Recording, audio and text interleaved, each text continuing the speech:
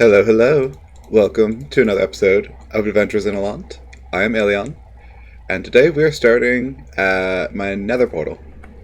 So, when I made this was the first Nether portal I made, and then I started working on the commons. And if you can see through those trees over there, there is another Nether portal. So, I am actually going to end up moving my Nether portal into my base.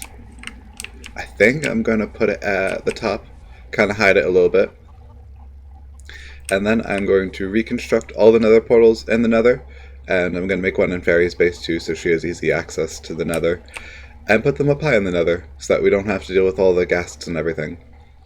But first, since I'm going to start gradually moving stuff over to my new area, I wanted to give you a quick breakdown of what I've got over here. I'm going to start in this little hole that's here. So this is my basic kelp farm. It's nothing too fancy. You hit the blocks, and the kelp goes up, and then you wait for it to grow again. It's very slow, very inefficient, but it worked for what I needed it for at the time. I'm going to be revamping this very shortly, once I get over to my new area. It's one of my first objectives. This was designed so that I can chop down the trees, leave the leaves, and not have to worry about losing all the sticks and saplings and everything. They're supposed to just flow through here. There are obviously some issues, like saplings getting stuck there, they're not going fast enough over the pressure plates without ice. Ultimately it runs down into a hopper, and then into a chest. I was just like throwing the wood in there too. Oh, and it's connected up to my wheat field here. So when I chop all this down, if the wheat falls over here, it just flows down all the way and goes right into that same hopper. Not super efficient, again, but it works. Got my llamas. Got the llama of gifting. Boop. You only got 3 slots in your chests, man. Love your outfit, though. Got my cows. A random chicken. I don't know how that one got in there. Basic farms. Beetroot for reasons I have no idea for. Potatoes, carrots. That. This area, Fairy actually made, well, I made the border, but she made this little, like, campfire area with a little waterfall, and it's wonderful. Llama's got my chickens, clucking away. I have a little area for dark oak, and then cocoa beans, just growing on jungle wood. And this is the automatic sugarcane farm I showed earlier. The observer is supposed to detect when that block grows and then fire the pistons. And then it's supposed to go under there and end up over in this chest here. But obviously it's not quite working right, and I'm going to be redoing that part too. I've got a bamboo forest over here. I'm going to be using that along with the kale very shortly. And I have a little secret area down here. Well, secret in quotations. Got my cow crusher. Basically it uses entity cramming. You just breed the cows continuously. And then once there are too many cows in there... Actually, I can show you. Hold on. I have too much in my inventory.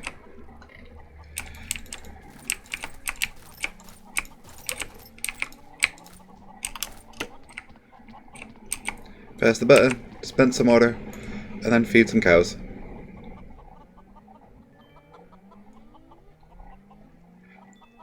And then the oldest cows should end up passing away. And then their drop should go in here. I haven't had the best of luck with this yet, but it does work a little bit. I need to redo something like that. Over here, this was my first attempt at a basic mob farm.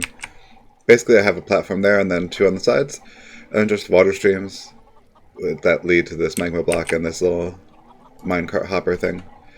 It's gotten some pretty decent results, nothing crazy.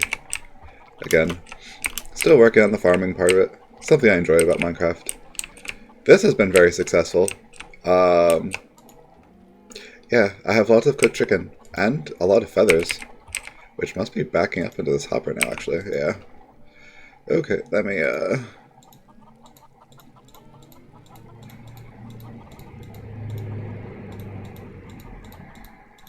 boop. Get those feathers out of there. And while I'm down here... Oh, I'm sorry for my voice today. These allergies are just really getting to me this year. Alright. This area is very, very, very noisy. And that sound you keep hearing, that is the eggs that are being laid by the chickens being dispensed onto this slab. And then there's baby chicks in here, and once the baby chicks grow up, they hit the lava and then they burn. How many? Yeah, this is really backed up. I'm hoping I can wait for a chick to come up. I will probably never ever need that many feathers, honestly. Come up here. I hear my portal wishing.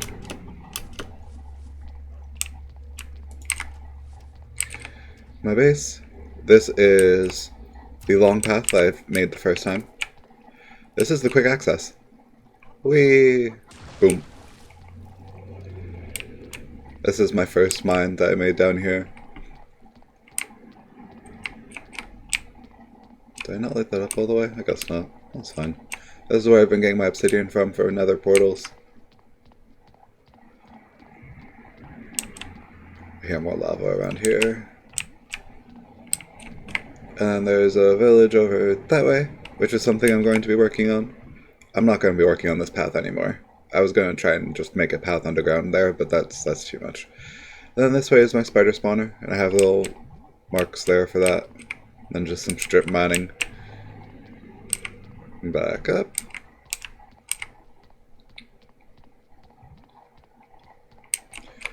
Then this ended up actually leading over to Fairy's area over there, so we have a little bit of an underground connection going on, unintentionally.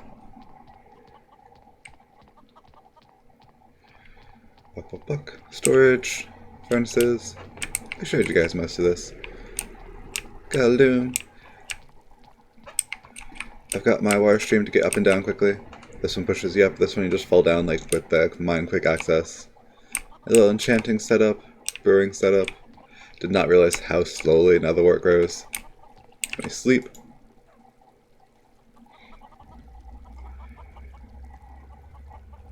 There we go. Get rid of all the mobs. Then up here. Oh wow. Yeah, so these chickens have been here for a long time. I had a dispenser set up here, sending eggs over into Fairy's base. She had a lot of chickens.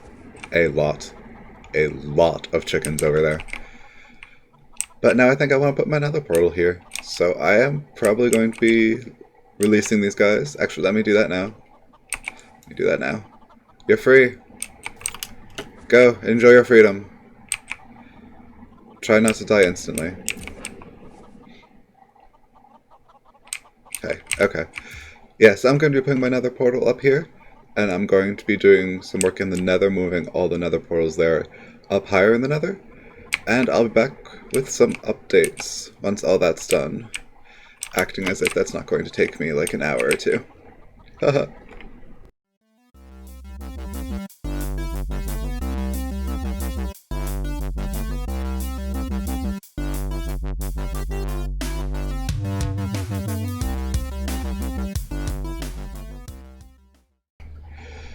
Fairy, I'm putting another portal inside your little mine area.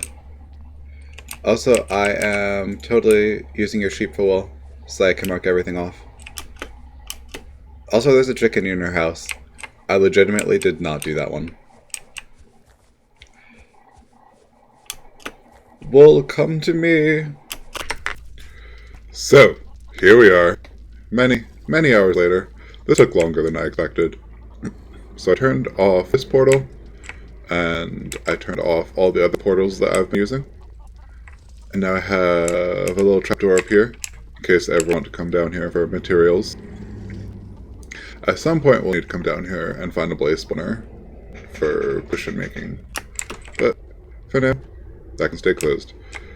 And now we have this beautiful area. Hold on one moment. Everything is labeled, but the shaders I'm using don't seem to do signs very well. Boop. There we go. Not as pretty, but you can read the signs now. So as you can see, this is the Allant Commons portal now. And I am marking with wool a path to the base. Fairy spawn base is in pink, of course. The portals are labeled, and I also color-coded the top corners of the portals and kind of buried them in the ground. The swamp hut is the place that the series started in, where all the bees are right now. Then over in this direction, I have the path to my new home that I'm going to be doing, which I'll show you in a moment. That is in purple.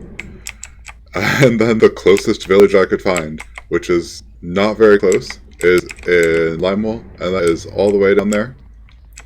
So the way I did this, I did torches in here, obviously. I might remove those eventually. Shh, portal, it's okay. And then under the carpet, I have jack-o'-lanterns to light it up so you can actually see what's going on down these tunnels. You're not just going down a long, dark corridor. So I definitely need more carpet, obviously. The purple is going to loop through here and then make this left-hand turn, and I will show you where my new base is going to be located. It is not too far from spawn, but it's far enough that I definitely need a portal. Then trying to walk over there on the overworld is a pain. Boop. Okay, where are we at in the day cycle? So, this is obviously not fancy. Just built a portal, I built some walls. I know there's no ceiling. Actually had a talk with Fairy, and when she gets back, she is going to be designing my house over here. So Fairy, this is the home, follow the purple. This nether portal, I can move it around somewhere else if you need me to for the design, but this is where my house is going to be. You can do whatever you want in this area. You can expand it a little bit. Yeah, you can expand it however you want. Just let me know if you need me to move, like, my fields or whatever. And she has an awesome design I 100% approve of. She showed to me in her world that she can play in single player because she doesn't have good internet access yet. But she can still play Minecraft and show me stuff like that. So that was much appreciated. Very cool. Definitely going to hire her for that because I do not make the best houses. I just, not my thing. I like making the farms. I like making transportation systems, as you may have guessed by the amount of time I've spent just doing the Nether hub area over there. I got the pumpkins for the jack-o'-lanterns. I got some wheat growing over here. And since this is going to be my main base, I'm going to start eventually moving stuff in here. I think I am going to make my storage area underneath the house so that the house isn't like just filled with chests everywhere and I can decorate it as I want. So I'm going to start moving stuff over, making an actual storage system soon. That is something that is desperately needed with all of my chests all over the place that I have no idea what I have anymore. Gonna get some sheep over here. There is a swamp biome over there. I probably should have just done the hut that I did for the series over here, but that's fine. It's nice to have a separate area further down. And this acacia biome, I chose this because, look at this. Look at how amazing this looks. Okay, hold on. Dude.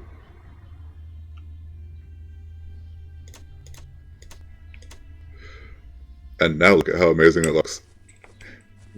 It looks absolutely amazing with the shaders. The terrain generation is so interesting. There's like this little fountain down here. We've got these like little areas inside the mountains that are amazing. I like how. Yeah, it's awesome. There's some caves around. I was kind of exploring a little bit while I was waiting for trees and pumpkins to grow. Nothing super exciting. Oh, that was a mob. Yeah, there's all sorts of mobs spawning around here, just because there's a lot of dark areas. I'm gonna gradually work on doing that off camera. It's nothing too exciting. Ow. Zombie pigman. Why are you here? Why are you here? No, I don't care. Don't care. None of your sass. So yeah, I'm gonna start getting some stuff set up. This episode isn't going too much further because this has taken forever. Forever, like all day long. But there is some other stuff that I will be doing, and I will show you once I get that finished. In the meantime, I've got some more grinding to do. I want to chop down some more trees, get some more wool, get some sheep over here, and then start working on a couple of interesting little farms. So I'll show you all that in the next clip. I actually really like how this looks at night. Beautiful. Something's probably going to spawn here though, so this is that swanky little village. That is the closest village I could find to where the spawn area is. It's only got a few buildings here and there. There was a kitty I have tamed. She's adorable. Not sure I'm going to name it yet. I've done a little bit of work. There was no farming area in this village when I came here, so I made a little carrot farm. Got a farmer set up. He has a wheat trade. And I have that giant wheat farm over at the swamp hut that I can use to get a lot of wheat, to trade with him, get some emeralds. And this one I managed to lock in by doing the trade to get a mending book trade. That is terrible, but this isn't permanent. This is just for now, so that I am able to get mending, so I can use my diamond pickaxe and not feel bad about it anymore. Honestly, that's the main reason I'm mending right now. The way to do this, you place the workstation down when it's during their work hours, and if you check their trades, if they don't have a trade, you take the workstation up, they lose their profession, and then you place it back down, and you repeat that a bunch of times until you get what you want. Then when you make one trade with them, you will lock in the trade that's there. And 34 emeralds, that is absolutely atrocious. Looking more for like 12 emeralds in a book to get mending. But that is a part of another project. And Kitty, I am going to just kind of have you stay here, I guess. I haven't figured out a good way to get the cat transported back without walking all the way back. And as you'll see in a few moments, that is quite a trek. So I am going to leave the kitty here and hop into the Nether to show you the next very exciting update regarding the villagers.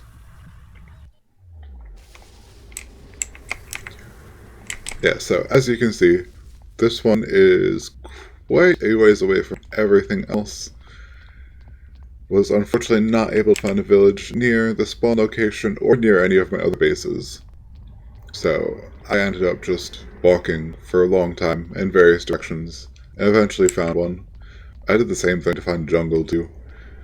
Most of the biomes in the original area are pretty similar, which happens. Sometimes jungle biomes and villages are kind of rare.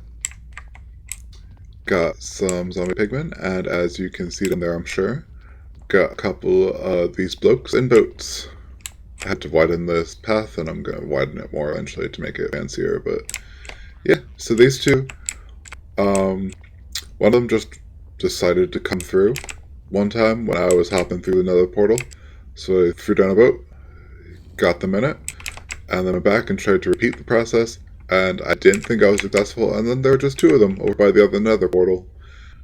So I had to actually rip up the carpet so that they could come through I could bring them through on the boats. And then they both went into one boat at one point. I had to get another boat and split them up, but yeah, it was a bit of a pain, but it worked out pretty well.